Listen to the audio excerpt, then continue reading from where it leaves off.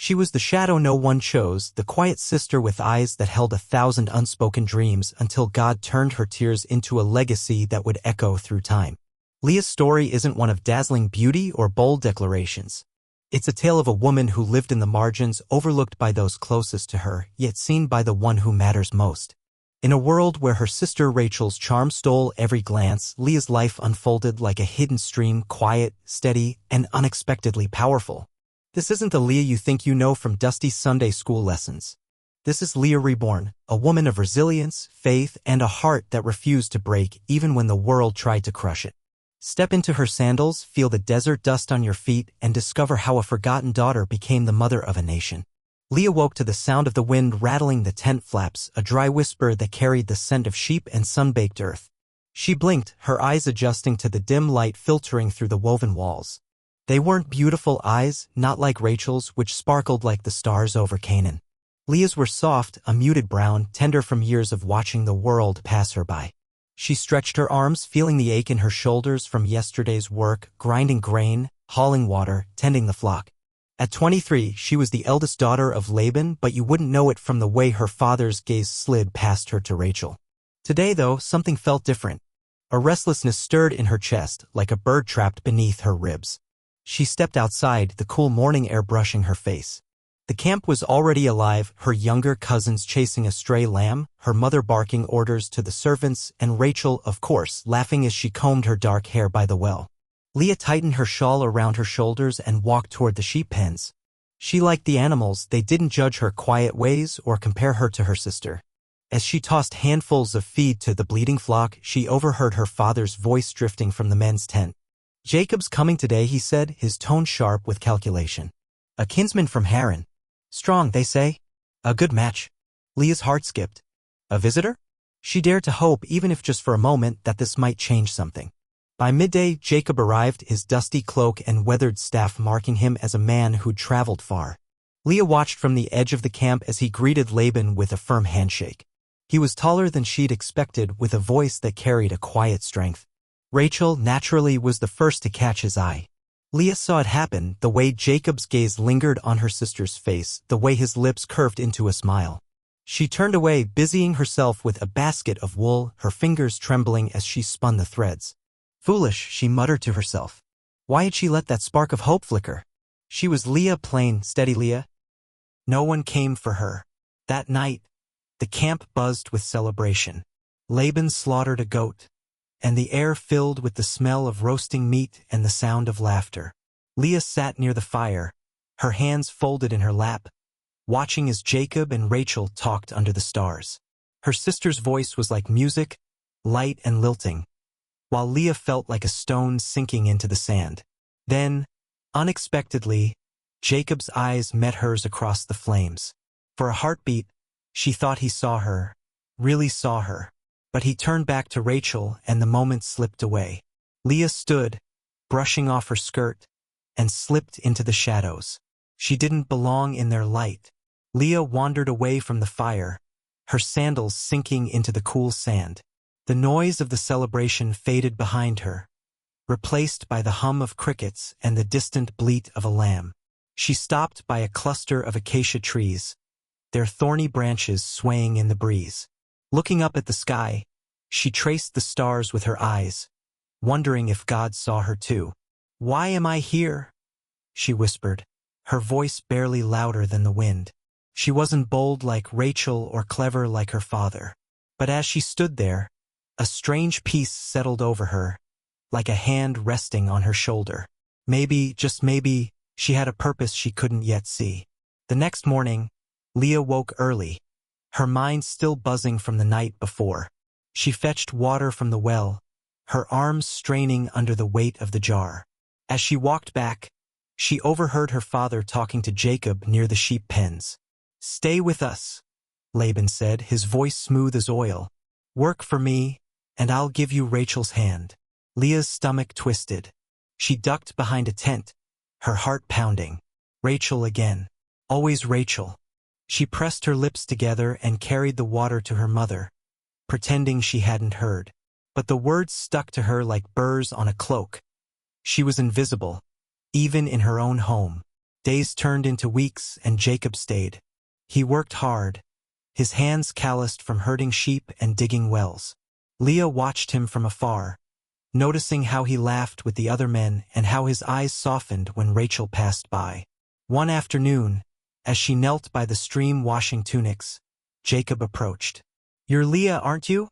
he asked, his voice catching her off guard. She nodded, her cheeks warm, and kept scrubbing the cloth.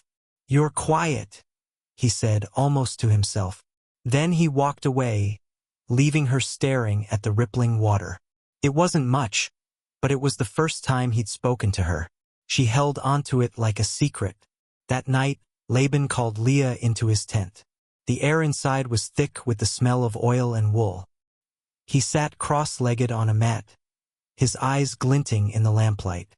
"Jacob's a good man," he said, stroking his beard. "He wants Rachel, but I have a plan."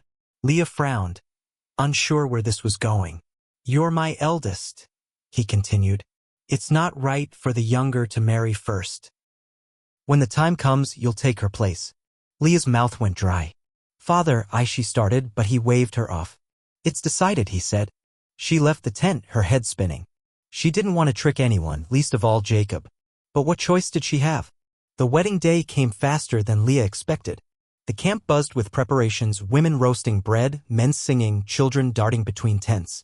Rachel glowed in her finery, her laughter ringing out as she danced with the other girls. Leah stayed in the shadows, her stomach knotted tight. That evening, as the sun dipped below the horizon, Laban pulled her aside. "Put on the veil," he whispered, handing her a thick cloth that hid her face. "Say nothing." Her hands shook as she obeyed, stepping into the bridal tent where Jacob waited. The music outside faded, and in the silence, she felt like a thief stealing something that wasn't hers. The night passed in a blur. Jacob's voice was gentle, his touch warm, but Leah knew it wasn't meant for her. She lay still, her heart hammering, praying he wouldn't notice the switch. When morning broke, the truth spilled out like water from a cracked jar. Jacob stormed from the tent, his face dark with anger, shouting for Laban. Leah sat up, the veil crumpled in her lap, tears stinging her eyes. "I didn't want this," she whispered to the empty air. Moments later, Jacob burst back in, staring at her like she was a stranger. "You," he said, his voice sharp. She nodded, unable to speak. He left without another word, and she buried her face in her hands. The camp erupted in chaos. Laban's voice boomed as he argued with Jacob, offering Rachel too if Jacob worked another 7 years. Leah stayed in the tent, her knees pulled to her chest, listening to the deal being struck. She was a wife now, but it didn't feel like a victory. When Jacob returned, he barely looked at her. "I'll honor this," he said, his tone cold, "but I love her." Leah swallowed the lump in her throat and nodded. That night, she prayed harder than she ever had, asking God to see her, to give her something, anything to hold onto. She didn't want to be just a shadow in Jacob's life. The days after the wedding stretched long and heavy. Jacob worked in the fields, his jaw tight, his eyes fixed on the horizon where Rachel often lingered. Leah tried to make a home in their tent, sweeping the dirt floor, stacking clay pots, weaving a new mat from reeds. She cooked barley stew, hoping the smell might draw him in, but he ate in silence, his thoughts elsewhere. At night, he slept on the far side of the tent, a wall of quiet between them. Leah lay awake, staring at the shadows on the ceiling, wondering if this was all her life would be. But she refused to give up, not yet. One morning, as Leah milked the goats, she felt a flutter in her belly, a strange, secret thing. She paused, her hand resting on her stomach, and a tiny hope bloomed inside her. Could it be? She kept it to herself, watching her body for signs. Days later, when the nausea came, sharp and sudden, she knew. She was carrying Jacob's child. A smile broke across her face, the first real one in weeks. She hurried to the stream, splashing water on her face, and whispered a thank you to the sky. Maybe this baby would change everything. Maybe Jacob would see her now. Leah waited until the moon hung high to tell him. She found Jacob by the fire, sharpening a staff with his knife. "I'm with child," she said, her voice steady despite the tremble in her hands. He stopped, the blade still in the air, and looked at her. For a moment, his face softened, and she thought she saw a flicker of warmth. "Good," he said, nodding once before turning back to his work.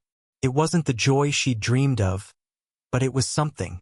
She sat beside him, the fire crackling between them, and let herself imagine a future where this child might bind them together. As her belly grew, so did the whispers in the camp. Rachel's laughter turned sharp, her glances cold. "A child already?" she said one day, her voice loud enough for Leah to hear as she passed the well. Leah kept walking, her head high, but the words stung. She knew Rachel wanted Jacob's love all to herself, and now Leah had something her sister didn't. At night, she rubbed her stomach and prayed, "Let this baby be strong. Let it be enough." She didn't want to fight Rachel. She just wanted a place to belong. The birth came on a stormy night, the wind howling through the camp like a wild beast. Leah gripped the hands of the midwife, a wiry woman named Zilpah, as pain ripped through her. "Breathe, girl," Zilpah said, her voice calm over the thunder. Hours passed, sweat soaking Leah's tunic, until finally, a cry pierced the air. A small, fierce sound. Zilpah placed the baby in her arms. A boy with tiny fists and a shock of dark hair. Leah laughed through her tears, holding him close. "Reuben," she named him, her voice soft, "because God has seen my misery."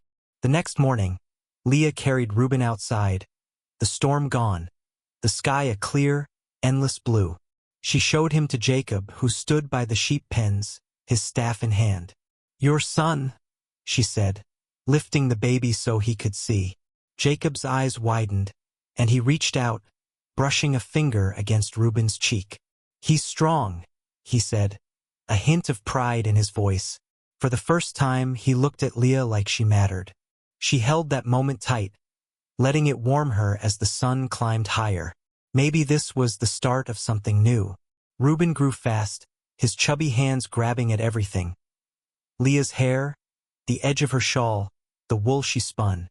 She loved his weight in her arms, the way his eyes followed her as she moved. But Jacob's warmth faded as quickly as it came. He spent more time with Rachel, who was set to marry him soon, her 7 years of waiting nearly done. Leah rocked Reuben by the fire, humming a tune her mother once sang, and tried not to notice how Jacob's laughter carried from Rachel's tent. "You're enough for me," she whispered to her son, kissing his forehead. Rachel's wedding came, bright and loud, the camp alive with music and feasting. Leah stayed on the edges, Reuben on her hip, watching as Jacob lifted Rachel's veil with a smile Leah had never seen. Her chest ached, but she pushed it down. She had Reuben, her gift, her proof that God hadn't forgotten her. Later, as the stars came out, she slipped away to the acacia trees again, the same spot where she'd stood before. "Thank you," she prayed, her voice steady, "for seeing me." The wind rustled the branches, and she felt that peace again, stronger this time. Life with Reuben filled Leah's days with small joys, his first wobbly steps, his giggles when she tickled his feet. But the ache in her heart lingered. Jacob's eyes still followed Rachel even after her wedding, and Leah felt the distance between them widen. One evening, as she ground grain outside the tent, she felt that flutter again. Another child? She pressed her hand to her belly, a quiet hope stirring. Maybe this time, she thought, he'll love me. She worked harder, weaving blankets, baking bread, as if she could earn Jacob's heart through the life growing inside her. The second birth came easier, the pain sharp but swift. Zilpah was there again, her steady hands guiding Leah through the night. When the baby arrived, a boy, loud and red-faced, Leah held him close, her breath ragged. "Simeon," she named him, her voice firm. "Because God has heard me." She looked at his tiny face, so like Reuben's, and felt a surge of strength. 2 sons now. 2 gifts. She wrapped him in a blanket she'd woven herself, the threads soft against his skin, and smiled. Even if Jacob didn't see her, God did. Jacob came to see Simeon the next day, his steps slow as he ducked into the tent. Leah sat up, holding the baby out to him. "Another son," she said, searching his face for something, anything. He nodded, his lips twitching into a half-smile. "Healthy," he said, then turned to leave. Leah's heart sank, but she bit back the hurt. She looked at Simeon, sleeping in her arms, and then at Reuben, who peeked in from the tent flap. "You're mine," she whispered to them. She didn't need Jacob's approval to know her worth, not anymore. Rachel's silence grew louder after Simeon's birth. She stopped laughing as much, her eyes darting to Leah's boys with a hunger Leah recognized. One afternoon, as Leah carried water from the well, Rachel stepped in her path. "2 sons," she said, her voice tight. "You must be proud." Leah nodded, unsure what to say. "I have nothing," Rachel added, her hands twisting her shawl. Leah saw the tears in her sister's eyes and felt a pang of pity. God will give you what you need, she said softly, then walked away, Reuben tugging at her skirt. Months later, Leah felt the familiar stirrings again. A third child. She smiled to herself as she tended the sheep, the boys running circles around her. Reuben chased Simeon with a stick, their shouts filling the air. She loved their noise, their energy, it drowned out the quiet of Jacob's indifference. When the time came, the birth was hard, the longest yet. Zilpah stayed by her side, wiping her brow until a cry broke through, a boy, smaller than the others but fierce. Levi, Leah named him, panting. Because maybe now I'll be joined to my husband. She clung to that hope, fragile as it was. Levi's arrival brought a shift in the camp. Jacob lingered longer in Leah's tent, watching the boys wrestle and laugh. One evening, he sat by the fire as Leah nursed Levi. Reuben and Simeon sprawled asleep beside her. They're strong, he said, his voice low. Like their mother. Leah's breath caught praise, unexpected and rare. She met his eyes, searching for more, but he looked away, poking the fire with a stick. It wasn't love, not yet, but it was a crack in the wall between them. She held Levi tighter, her heart daring to hope again. Rachel's bitterness grew with every child Leah bore. She stopped speaking to her sister, her tent a fortress of silence. Leah felt the weight of it but kept busy, teaching Reuben to count the sheep, showing Simeon how to stack stones. One day, as she hung wet tunics to dry, Rachel stormed over, her face flushed. You think you've won, she hissed. 3 sons and I'm still barren. Leah set the cloth down, steadying herself. I don't want to fight you, she said. I just want peace. Rachel glared, then turned away, leaving Leah with the wind and her boys. That night, Leah couldn't sleep. She stepped outside, Levi cradled against her chest, and walked to the edge of the camp. The stars glittered, cold and bright, and she thought of her mother, her father, the life she'd expected. It wasn't this, 3 sons, a husband who didn't love her, a sister who hated her. But as she looked at Levi's sleeping face, she felt a fire inside her, small but steady. You see me, she prayed, her voice a whisper. And that's enough. The wind carried her words away and she stood there, strong in the dark. Leah's days settled into a rhythm, milking goats, chasing her boys, mending tunics torn by their rough play. Levi clung to her legs now, his steps unsteady but bold. She loved their chaos, the way it filled the empty spaces Jacob left behind. One morning, as she kneaded dough by the fire, she felt it again, that gentle kick inside her. A 4th child. She paused, flour dusting her hands, and closed her eyes. Thank you, she whispered, not to Jacob, not to anyone but God. This time, she wouldn't beg for love. This time, she'd just be grateful. The pregnancy was gentle, the easiest yet. Leah moved through her tasks with a quiet glow, her belly rounding under her tunic. Rachel watched her, her eyes sharp, but said nothing. When the time came, the birth was quick. A boy slipped into the world with a strong cry, his fists waving. Zilpah handed him to Leah, grinning. Another fighter, she said. Leah looked at him, his dark eyes meeting hers, and felt a rush of joy. Judah, she named him, her voice clear. This time, I will praise the Lord. It wasn't about Jacob anymore, it was about her and God. Judah's birth spread through the camp like a ripple. Jacob came that evening, ducking into the tent with a rare softness in his step. For sons, he said, looking at Leah with something close to respect. He knelt, touching Judah's tiny hand, then glanced at Reuben, Simeon, and Levi, who wrestled in the corner. You've done well, he said, and Leah's heart lifted, just a little. He stayed longer that night, eating the bread she'd baked, talking about the sheep. It wasn't love, but it was a truce, and she took it, cradling Judah as the fire died down.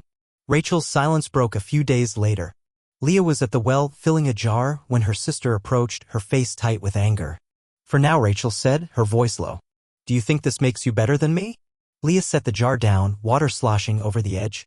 I don't think that, she said, keeping her tone even. I just take what God gives. Rachel's eyes flashed.